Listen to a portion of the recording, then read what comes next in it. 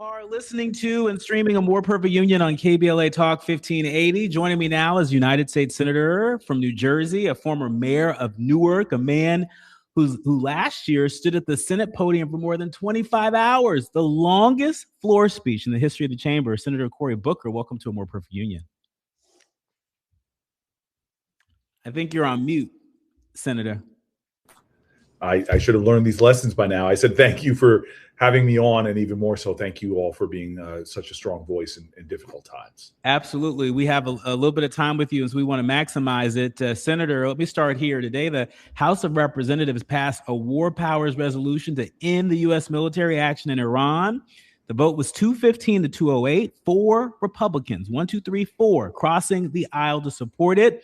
You've been one of the sharpest critics of this war and of Congress's abdication of its war-making authority. What happened today, and what does this mean? It was a great thing. About 9 weeks ago, I pulled together about 4 or 5 other Democrats and said, let's force these war power votes every single week. Force the Republicans to confront the shame of this war, the cost it's putting on the American people, the tens of billions of our tax dollars, 14 people dead, unfortunately, hundreds of more injured. And it started working. We saw one Republican break, another. We won one in the Senate, and now in the House, they've been able to do the same thing. And today, again, you had a small group of Republicans come over to join us. It's shameful that it's not more.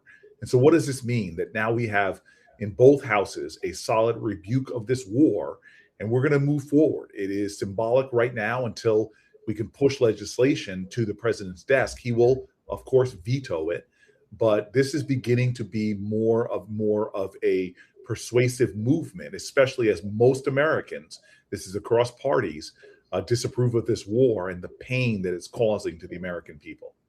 Yeah. Senator, you said in March that both parties have been, quote, feckless in ceding war powers to the president. I want to hold you to that. What does accountability look like when your own party has not always risen to the moment? And what does it say that it took months and 4 Republicans to produce even this symbolic rebuke?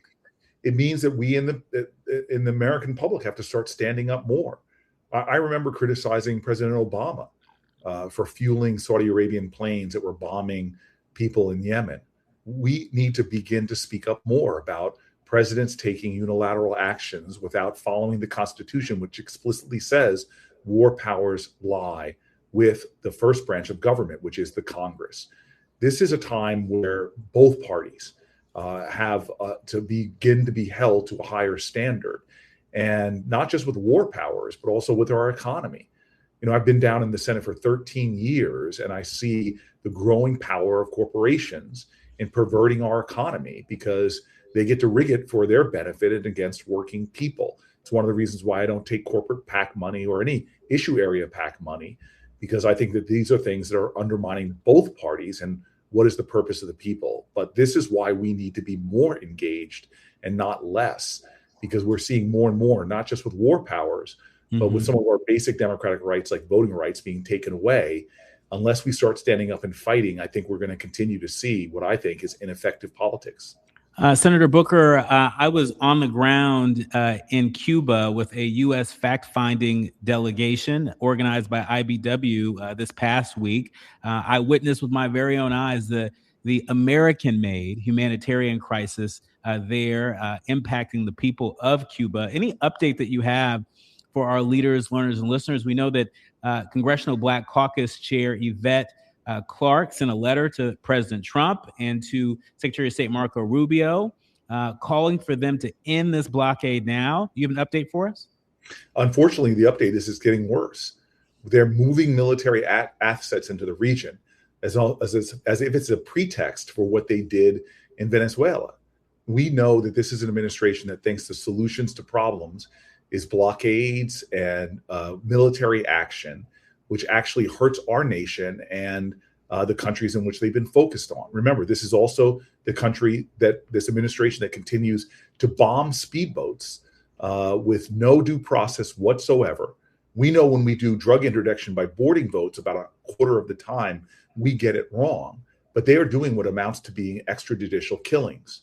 So from Cuba to the bombing of boats, to the war in Iran, we are seeing a pattern where we have a president that wants to use the military to do this kind of adventurism. And ultimately, it hurts our country and the people of the nations that we are invading or attacking.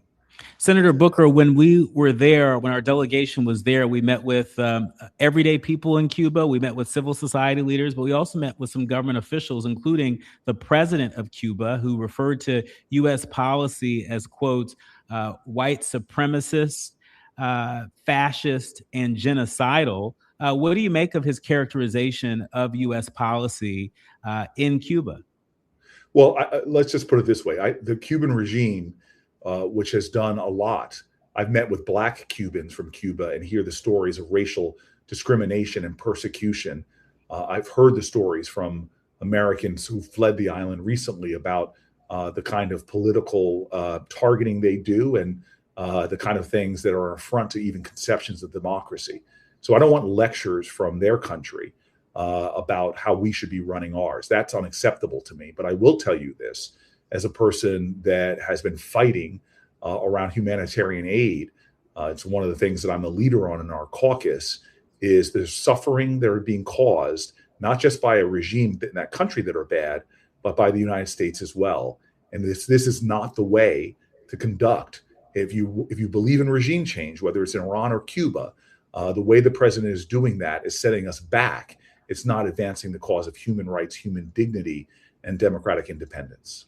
Speaking of advancing the rights of human rights abroad, while we were in Cuba, we also met with the Speaker of the National Assembly, a Black man, and one of the things that he had done is he says that he had sent a letter to the leaders of parliament in 10 countries around the world, urging them to get the United States to end this blockade. Have you been in touch with some of your peers in parliaments around the world?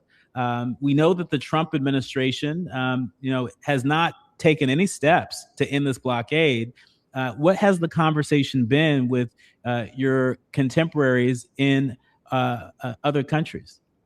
Well, first and foremost, my colleagues in the Senate and the House have an obligation, independent of people in other countries, to end the Trump administration's disastrous foreign policy. And that is my focus. I don't need the encouragement of other countries, but I spend a lot of time working, especially because I'm the ranking Democrat on the Africa subcommittee, from the crisis of Ebola right now to the world's worst humanitarian crisis in Sudan.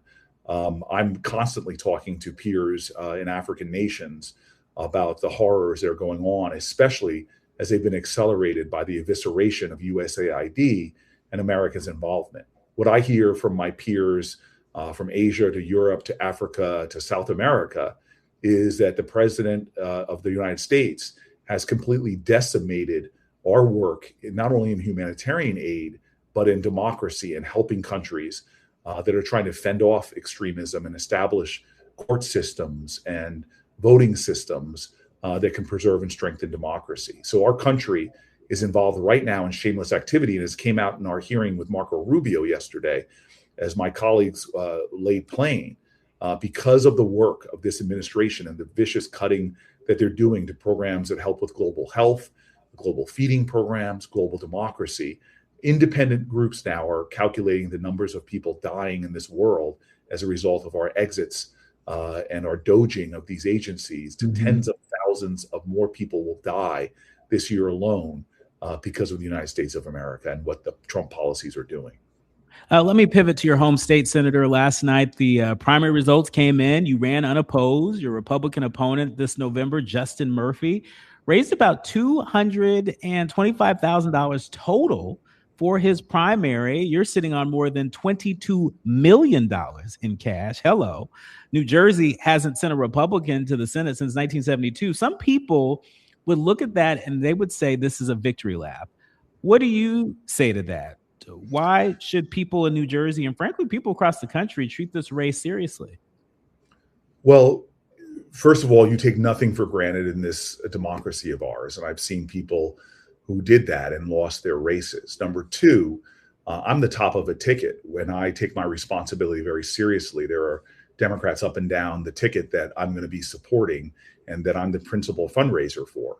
So we in the state of New Jersey have a very good chance of picking up a seat against Tom Keene, who's been sort of AWOL in Congress. That's something we could do. And in a House that could turn on 1 or 2 seats either way, especially with the awful gerrymandering that's going on. I've got to do a lot to try to make sure we have a real blue wave. In addition to that, I imagine you know this, but I'm one of those leaders in our country that is called to campaign all across the country. I'm going to be traveling from Georgia to North Carolina to Mississippi to do everything I can to support other candidates. And a lot of the money I raise goes to support candidates in other states. So for me, at a time that we're dealing with unbelievable amounts of dark money, literally dwarfing anything that I might have in my campaign account, and especially since I was 10 years ago, one of the first Democrats ever to say, I'm not taking corporate PAC money. Last year, I said, I'm not taking any issue area PAC money.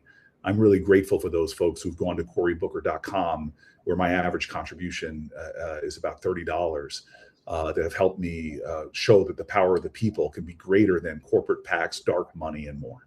Senator, I want to be forward about something. There's a conversation in Democratic politics that you're well familiar with about whether the national party in Washington and beyond is doing enough to connect with voters. There's lots of talk about investing too much in the consultant class and a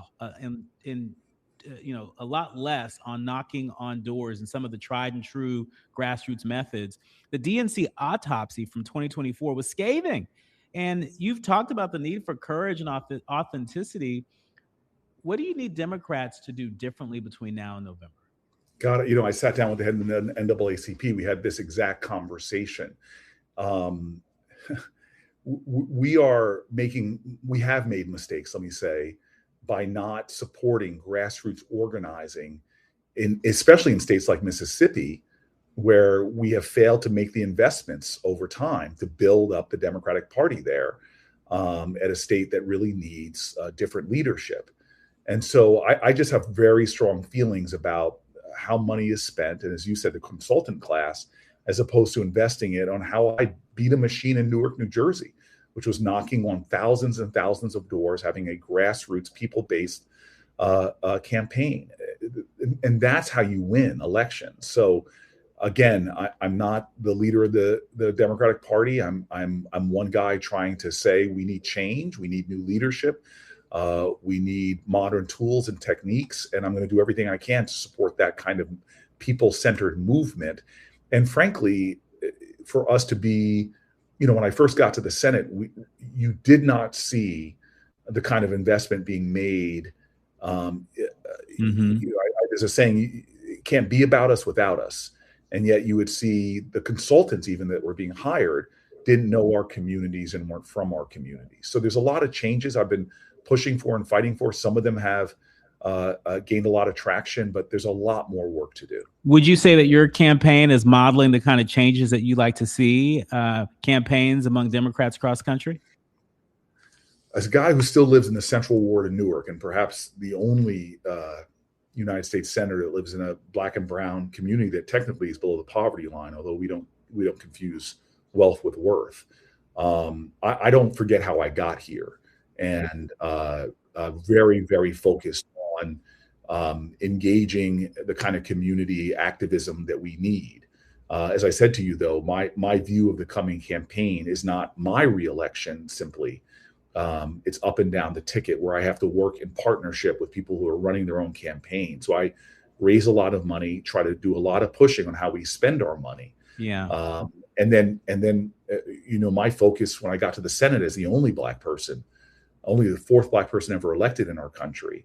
I have to fight a lot of battles to try to get more diverse people here. And I'm really proud that the Senate Black Caucus has grown so significantly and continues to do so, as we see coming from the state of Illinois.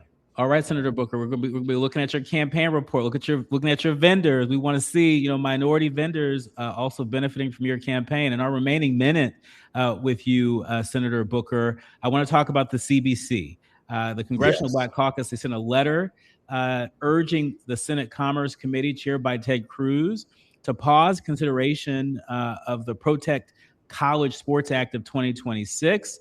This comes after the CBC effectively killed the provision version of this bill, the SCORE Act, in the House. Senator, the CBC's position is essentially you want Congress to give you a favorable regulatory framework, but you won't say a word while states are drawing maps designed to dilute Black political power. Is that leverage? Is that strategy? Or is that justice? It is both. I mean, I sat in the CBC meeting we had today where we discussed this very issue. Look, you and I are both sitting where we're sitting because of artists and athletes who use their positions, from Muhammad Ali to Kareem Abdul-Jabbar to Tommy Smith and John Carlos, people who put their own careers at risk standing up for what's right. And so the CBC's position, of which I'm a member, is the right position. And the NAACP's position regarding this boycott is something that I want to continue to elevate because there is so much Black political power at risk right now as states are moving to eviscerate fair maps, fair representation in a way that throws us back to the post-Reconstruction period. So I think the CBC is standing up for what's right, and I continue to be a leader in that group, trying to help us to flex that kind of power to secure fairness and justice in all states. Senator, this interview was entirely too short. And so yes.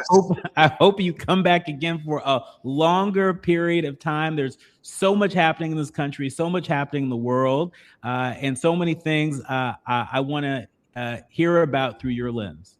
I would love to do it more on the regular. So if you'll have me, I'll commit to coming back soon. All right, that sounds good. United States Senator Cory Booker, thank you for your time. Thank you for your service. Thank you for your fight. And we'll see you again soon. Thank you very much. Thank you. More when we come forward.